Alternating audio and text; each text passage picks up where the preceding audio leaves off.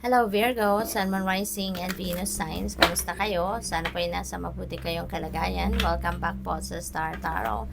Kung bago kayo dito, welcome din kayo. Thank you sa inyong support. I truly appreciate it. God bless you all. Virgo, pauna mensahe po ninyo ay 8 of Air. Ayan. So, maaaring ang iba sa inyo dito, may mga gustong gawin, may mga plano, pero you are afraid to take action.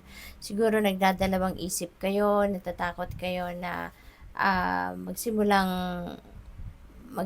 ng kung anong practical steps na sa tingin ninyo dapat nagawin para makausad na kayo sa buhay, pero baka nag-hold back kayo because of some fear, no? So, maaaring natatakot kayo. Pero, alam mo, alalahanin nyo lang, Virgo, no, na you have all it takes to succeed, no? Baka natatakot kayo na mag-fail, baka natatakot kayo na magkamali, baka natatakot kayo na hindi ninyo kayanin ito na matapos ninyo kung ano man ang pinaplano ninyong gawin, ano? But rest assured, ano, na ang unang-unang dapat ninyong magkaroon kayo, tiwala sa inyong sarili. Magtiwala kayo sa inyong mga kakayanan, sa inyong capabilities.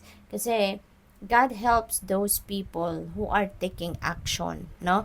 Para makamit nila yung tagumpay, para makamit nila yung mga dreams nila, yung ganon. Kaya, when you decide to take action, no, na gawin na ninyo na kung ano man ang kailangan ninyong gawin dito para magtagumpay kayo, rest assured that God will send you support in any form na kakailanganin ninyo. Kaya, tiwala sa sarili, yun ang kailangan ninyong i-embrace sa ngayon. And always remember, Virgo, na lahat tayo, biniyayaan tayo ng universe. Biniyayaan tayo ng Panginoon ng talents, skills, and gifts para magamit natin yan sa buhay natin, para tayo magtagumpay, para marating natin ang mga goals natin, ma-achieve natin yung mga bagay na gusto nating ma-achieve, madala natin sa realidad natin ang ating mga pangarap, no? Kaya tiwala sa sarili. Kaya huwag kayong matakot, no? Do not be afraid kasi ang spirit team natin laging nandiyan dyan para suportahan tayo, gabayan tayo, tulungan tayo, gwardyahan tayo. Okay? 9 of Air. Ayan. So, ito talaga, no, nag-worry kayo ng sobra, Virgo. Ano ang pinagkakaworryhan ninyo, 'di ba?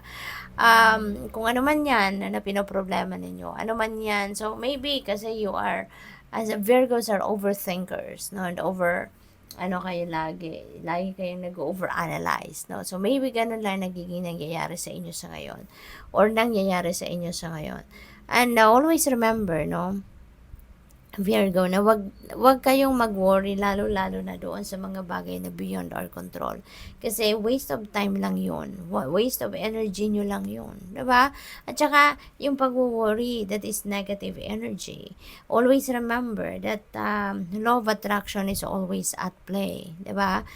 When you worry, when you dwell on worrying about things, mas lalong dadami pa yan, mas lalong magmamagnify pa ang mga bagay na ipag-worry ninyo. Kaya try to transmute that into something positive. Instead na mag-worry kayo, palitan ninyo yan ng positive energy. Okay? Mag-positive thoughts kayo. At saka kung ano man ang mga concerns ninyo, ano man ang pinoproblema ninyo, wino-worry ninyo, lift it all up to God na lang. 'Di ba? I-surrender nyo yan sa Panginoon. I-surrender nyo yan sa inyong mga angels. Okay? Kasi kung ano man ang wino-worry ninyo, for sure, beyond your control yan. Otherwise, kung kontrolado ninyo yan, meron kayong gagawin para maalis kayo sa sitwasyon na yan. Diba? Pero the fact na nagwo-worry kayo, ibig sabihin, hindi mo kontrolado yan. Kaya nagwo-worry ka because you don't know what's going to happen. Hindi ninyo alam exactly kung ano ang pwedeng mangyari dyan sa iniisip ninyo. So, just lift it all up to God, no? Allow, kumbaga let go, no? Let go and let God. Alam naman ng Panginoon kung ano ang best para sa atin, kung ano ang kailangan natin, yung gano'n. Kaya, huwag na kayong mag-alala. Magdasal kayo, i-offer ninyo yan sa universe, i-offer ninyo sa Panginoon, ask for help, ask for guidance, no? para matulungan kayo, malinawan ang inyong isipan at pay attention to your intuition. Kasi yung guidance ng universe, no, pumapasok through our intuition. And pakinggan ninyo yan at sundin ninyo kung saan kayo nito dadalhin. Okay? Kasi when you allow your intuition to be your guide, it will always lead you to where you need to be. It will always lead you to the path na doon kayo dapat mapunta at kung ano ang best para sa iyo. Okay? So, wag na kayong mag-alala. Ang iba sa inyo hindi pa nakakatulog, hindi na nakakakain ng maayos, and that is not helping you.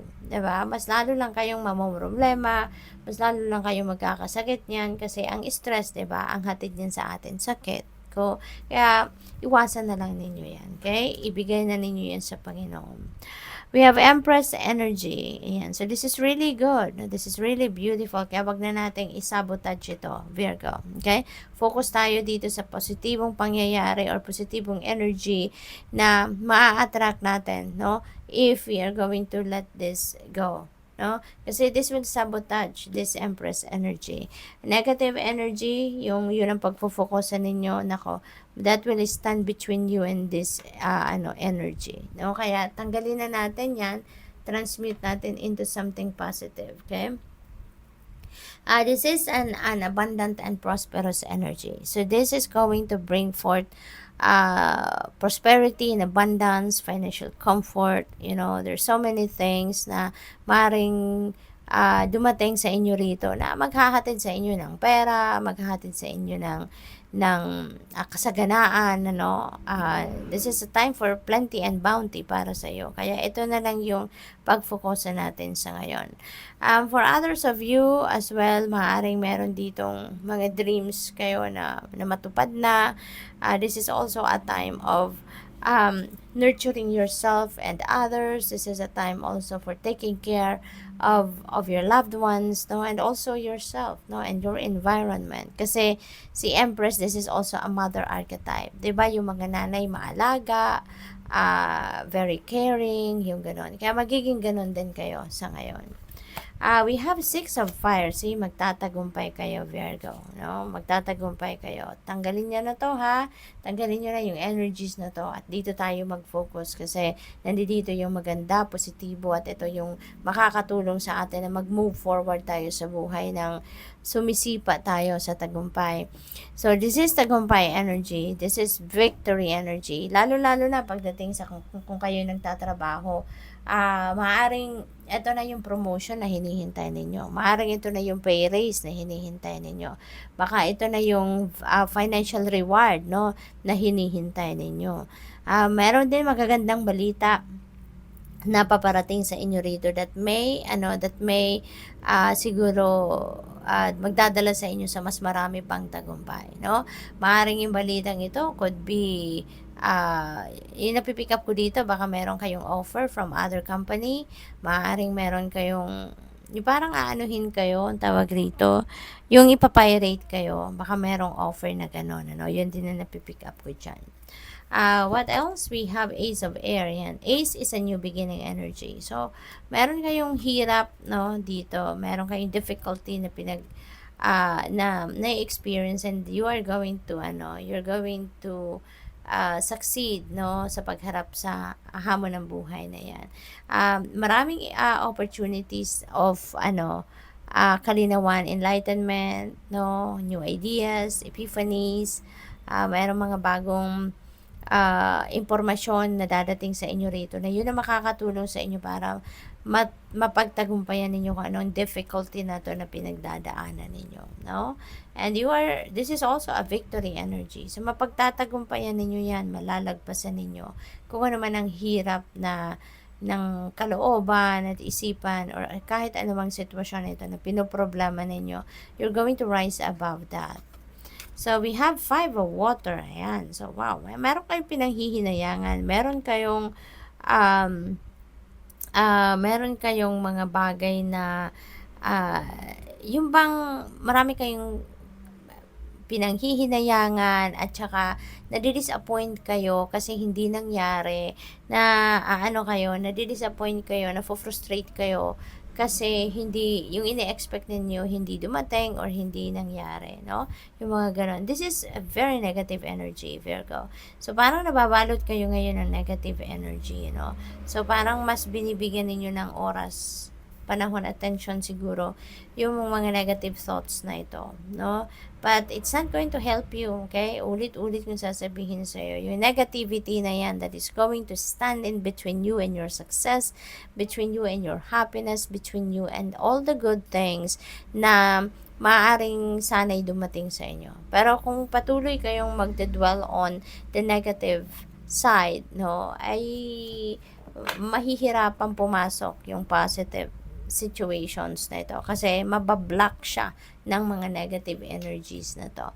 Kaya ito, no, lahanin ninyo na kung merong hindi nangyayari na gusto ninyong mangyari, simple lang yun, diba? Hindi yan para sa'yo, diba? It's not for you. Otherwise, kung yan ay isa ikakabuti mo, if that's for your highest good, if it's part of the divine plan, if it's for your best interest, ibibigay sa'yo yan. Hindi yan i-deny sa'yo ng universe kung yan ay para sa'yo, kung yan ay makakabuti para sa'yo. Kasi ang gusto ng universe, ang gusto ng Panginoon is yung makakabuti sa atin, makakapagpasaya sa atin, diba?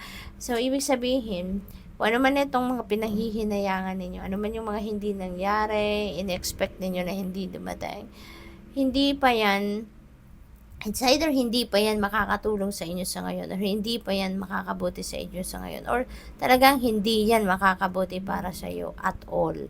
Kasi sometimes, meron din mga nangyayari sa atin na dinideny ng universe sa atin because off timing pa. 'Di ba? Wala pa siya sa hulog, kumbaga, hindi pa siya tamang panahon para mapunta sa iyo. Hindi pa tamang panahon para dumating sa buhay mo. 'Di ba? May kanya-kanya tayong timing, 'di ba? Everything happens in divine order and timing, 'di ba? Kaya may mga ganon na dinideny sa atin ng isang sitwasyon dahil off timing pa. Hindi pa yan tama or hindi pa dapat, no, na mangyari. Or hindi nangyayari or dinideny sa atin ng universe to protect us. 'Di ba? Kaya lahat ng bagay may dahilan. Kaya wag na tayong malungkot, wag na tayong magregret, wag na tayong magsisi or whatever, no? Kasi everything happens in divine order and timing. Hindi pa tama or hindi dapat, no? So what else? We have 8 of fire. Ayan. So, ma-lift na yung mga delays, mga blockages, no, na maaaring nagaganap sa buhay ninyo sa ngayon. That will be lifted na. Things are going to improve. Things are going to progress. Aandar na ang mga bagay-bagay dito sa buhay ninyo. So, mawawala na kayo doon sa stagnant energy. So, good luck. Thank you for watching. Love and light. Namaste.